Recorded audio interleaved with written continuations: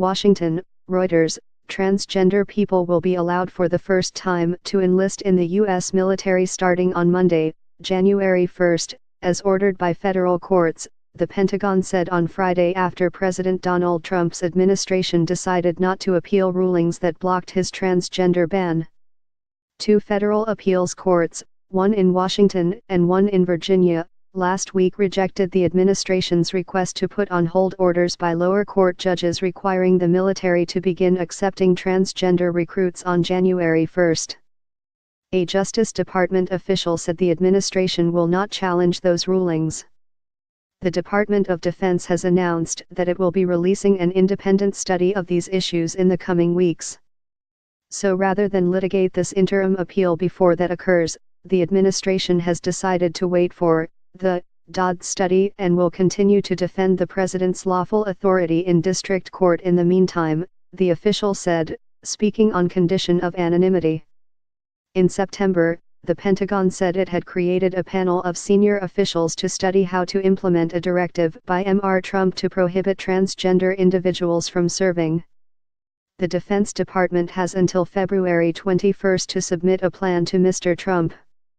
Lawyers representing currently serving transgender service members and aspiring recruits said they had expected the administration to appeal the rulings to the conservative-majority Supreme Court, but were hoping that would not happen. Pentagon spokeswoman Heather Babb said in a statement, as mandated by court order, the Department of Defense is prepared to begin accessing transgender applicants for military service on January 1. All applicants must meet all accession standards.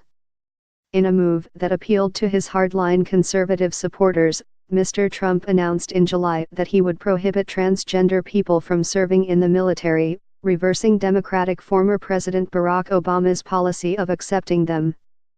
Mr. Trump said on Twitter at the time that the military cannot be burdened with the tremendous medical costs and disruption that transgender in the military would entail.